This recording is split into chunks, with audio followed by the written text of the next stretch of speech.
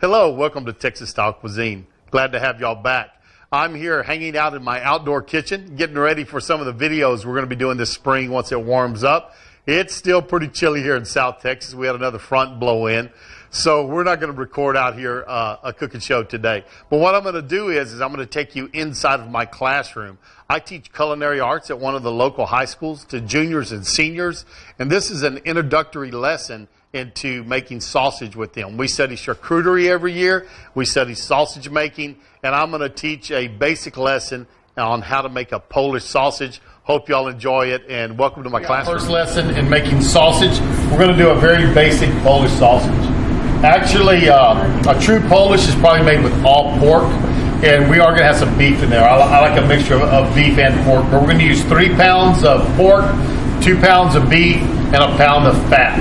Now, on our fat, if we use pork fat has less flavor in it than beef fat, or if you use, if we're making like a lamb sausage or a goat sausage, their fat is very strong, so we really don't want to use those. But if we use fat back pork, you get very little flavor of the pork in there, so it doesn't affect the other flavors when we're doing more delicate sausages like a turkey sausage or a lamb sausage or something like that. But anyways, today we're going to start, and we just use a pork butt, a Boston butt, and I'm going to cut these into slivers. So, as we get the slivers, we can bring those down. Those will slide easy into our grinder. And on our grinder today, we're just using our KitchenAid mixer with a grinding attachment. You're not going to do a whole lot of sausage that way, but if we're making 3, 4, 5, 10 pounds of sausage at a time, it's going to grind that up fine, and there's not going to be a problem in using our KitchenAid mixer. But anyways, this is how we're going to cut our sausage up. Let's get it into strips.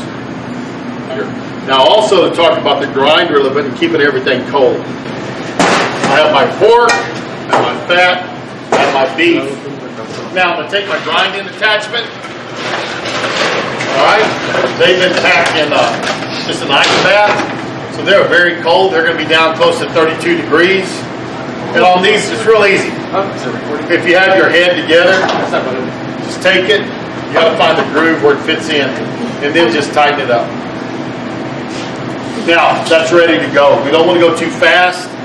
This isn't a high-speed grinder by any means at all. But I'm going to grind our beef first. Somebody plug me in. It's not plugged in. Tell us if it's plugged in.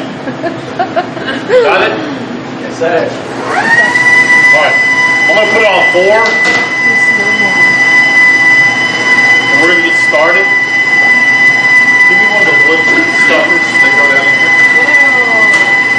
Now, I do have it on the coarser, these KitchenAids. They come with 2 grinding attachments, kind of a fine and what I would call a medium. If we were making hot dogs or something like that, maybe Metwurst, one of the other sausages, more like a hot dog, we would use that when we wanted to find their grind. But this one, I think you get a lot better mouth feel, and it tastes better. If you go through the fine one, I just think that's a little too fine for sausages. And you don't have to push hard. It's going to go at the speed it's at, and it's going to kind of pull it into that auger. Like I said, this is not a high-speed grinder. We've got to take our time, but we're not doing any large amounts. The recipes all y'all are going to be working on are going to be 3, 4, 5, 6 pounds. I think we have one 7-pound recipe. So nothing real big. Real.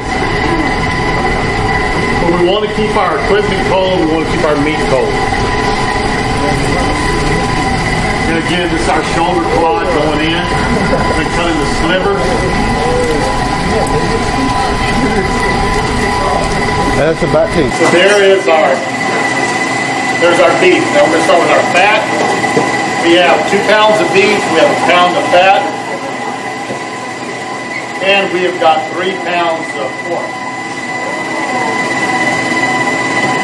Now we can mix this using a mixer, or we can mixing it by hand. I think this, I'm probably just not a big batch. I'm going to mix it by hand and show y'all how to kind of do a hand mix on it. Little wormies. There's no real hard fat in here. Like I said, we want to shy away from that real hard pieces of fat. But anyways, there's our fat. So we've got a pound of fat. We've got 2 pounds of beef, and now we're going to do our 3 pounds of pork.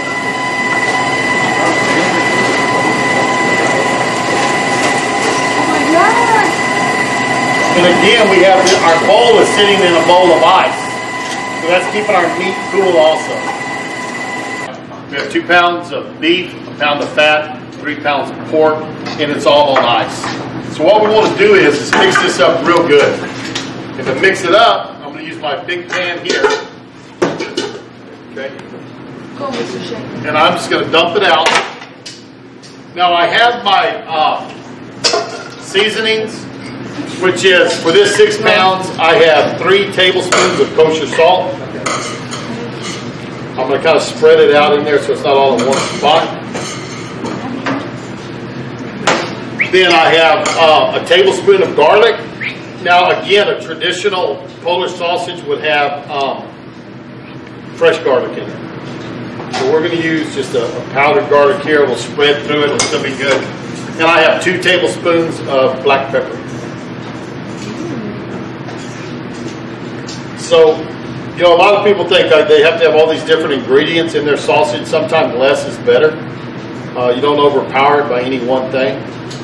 But if those are in there, take my ring off. I'm supposed to have it on the kitchen shelf. But anyways, I'm just going to take this, just use my hands and kind of squeeze it between your fingers. All right? We can use the mixers to do it. Just chill the bowls first, the big mixers. We can do that. And also, I have a meat mixer here that we may set up here in a minute and let y'all see how it works when y'all are doing y'all's.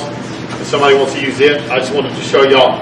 And I have made literally hundreds of pounds doing this. When we were young growing up, a friend of mine's dad, I remember being at his house. And we'd have a bunch of deer killed, some wild hogs, and we would make 600, 700, 800, 900 pounds of sausage a day.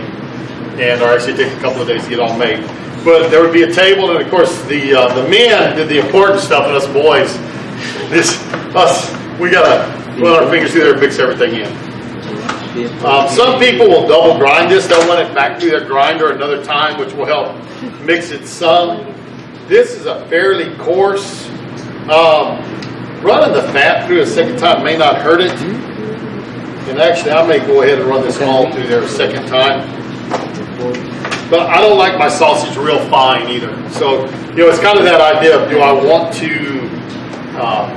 do a little bit, but get it too fine, or I'm worried about it being too coarse. I would rather have it a little more coarse than too fine. I just think the mouthfeel, when you eat it, it just feels better. There's a little more texture to your sausage. You want to get that fat, make sure you get it broken up. The only thing, it will break your fat up a little bit if you ran it through there a second time. If we use the fine one, that definitely would make it, you know, too small and not enough. But I think we're all right here. I don't think we're going to be hurt. This can be a nice sausage. We're going to stuff these up. It's still cold, but what I'm going to do is I'm going to put this in a pan, and I'm going to put it in the freezer and let it sit in the freezer for a little bit just to get cold again. And then we're going to stuff it. Yay! It has a nice, you want it to be a little bit tacky, and it is a little tacky. Sometimes if it doesn't want to go through the stuffer, we'll add a little bit of water to it. Of course, instead of adding water, some will have wine in them. Some recipes, there's like our chorizo we're going to make, has white vinegar in it. So that's your liquid in it that helps it. If you're doing like, say you want to make like some Slim Jims and dry them, something like that, then you would come in there and you would put some water with that so it would push through the tubes better, the stuffer. But anyways, that's that. Now we're going to get our stuffer, and we're going to let this cool a little bit while we're getting our stuffer ready. Wash my hands up, and then we'll do that. Before we do that, one thing, we're going to check for flavor. So before we go to the pressure of stuffing it, I'm going to make a patty. We're going to fry this, see how we like our flavors. Then if we think our flavoring is right, then we'll stuff it. But we always want to make a patty and cook it one time first. These are our hog casings. We're actually going to stuff this into hog casings. They're in a solution of salt brine, and they have this ring to kind of hold them. What we're going to do is we're going to take these out of here. We're going to rinse the salt off, get them cleaned up, and then these casings will pull right out. They're not that hard to get untangled. They look like a mess, kind of a tangled mess now, but they'll untangle fairly easy. But you can tell how long they are. All right. That's someone's Anyways, this is the casing they're going to come out of. So we're going to rinse the salt. Then we'll rinse out each individual one, and we're going to stuff these into our sausages into these hog casings. Now we're going to get the stuffer ready. This stuffer is, I couldn't tell you how old. I bought it from a little old lady 25, 30 years ago, but it's had a lot of stuffings go through it. It's got a new horn on it. Pay for it. But man, I bought it like $150 back then. And the new ones this size that are stainless steel are probably $400 or $500. But this one still works. I use it all the time. I keep it clean. I keep it oiled so it doesn't rust up between every year, and it works great. We're going to put our meat in the pot, and this is a pretty big pot. It'll hold a lot of meat. But if you watch, some people really kind of throw theirs in there real hard, because what they want to do is get rid of air pockets. So you got to take it, throw it in there. Can I have that machine when I graduate? No. No. So what I'm going to do is now, I'm just going to take my casing, and I've got a little water on my horn, and of course there's water inside of this. But you're just going to put this up on top of your horn, all right? And you can put this whole casing on there, all right? Look gross. Why isn't it tear so easy, sir? It's very durable. I mean, you figure all the abuse your stomach takes, you know, get kicked in the ribs, and you don't break an intestine, really. It's pretty hard to break. They're pretty forgivable. Anyway, so what I do is I take and I tie a knot at the end. And the other item is if you don't secure that knot somehow, it'll pull out. So I take the tag in and pull it back through the knot, and that way it's right there. Then as I pull this up on there, we're gonna poke a little hole on there when we start stuffing it. All right. What do is they're pretty tough, but I just take it like a toothpick, and I'll just poke a hole in it. That way, that first bit of air will get out. And if I start seeing a lot of air build up, again, I'll poke it with a toothpick. They actually make a little tool that has a wire on it. We've had them here in the past. I don't know where it is today, but that's it. So when we start cranking this, just Carlos, not too fast, all right? Let's go. So press it down in there. All right, here it comes. And you just gotta let it feed itself off. All right? And we don't want these so tough that they break, because in a little while we're gonna have to twist them. And we want enough that they're not so full that they won't twist. Go, you go a little faster, Carlos. Pretty close to full.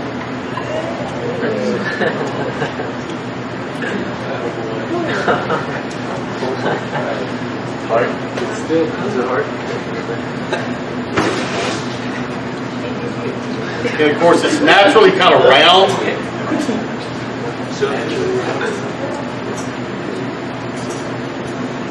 Easy. Probably not quite as tight as I would like that one.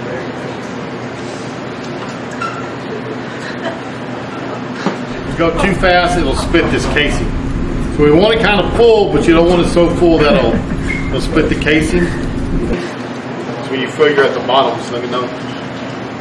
You can tell it'll get kind of hard.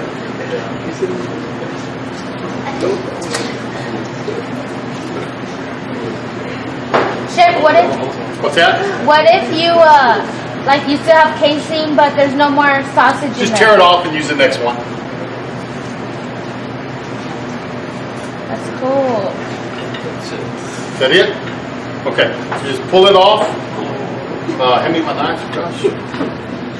So this one. This is pretty much that one casing, one whole casing. But you can just take it, tie a knot in it. But anyways, when I make a sausage link, you just determine kind of how big you want your sausages. And I figure about a fist, all right? So I'm going to go one fist, I'm going to squeeze it. So I'm going to go another fist, I'm going to squeeze it. And what I'm going to do is I'm going to twist this one this way. Alright? Then I'm going to take this one to go a fist wide, squeeze it. A fist wide, right here, right? Squeeze it here. And twist it. And I twist it the opposite direction. So one goes one way, one goes the other. Then, right there. What's that? These old stuffers? Oh yeah, I'm sure. Anyways, then we got one little one at the end for a Scooby snack later, right? But anyways, there it is. We've got all these, 6 pounds. 6 pounds of Polish sausage. Now, this is a fresh sausage, guys. This is a fresh sausage. So, that means it's not going to be smoked. It's going to be put into the freezer. We're going to actually, what we're going to do is with these is we're going to vacuum seal them. We'll put them in vacuum bags, seal them up. Nice roll of Polish links. And we'll do some big links. Chef, hold the tray up. What's that? Hold the tray up, like the tray. The whole tray? Yeah. If I can take a picture. Got it? Yeah. So that's our basic Polish sausage. That's with salt, pepper, and garlic. It's a simple recipe. It's easy to make, and everybody's getting a chance to make some different sausages this week. All right? All's good? Good deal.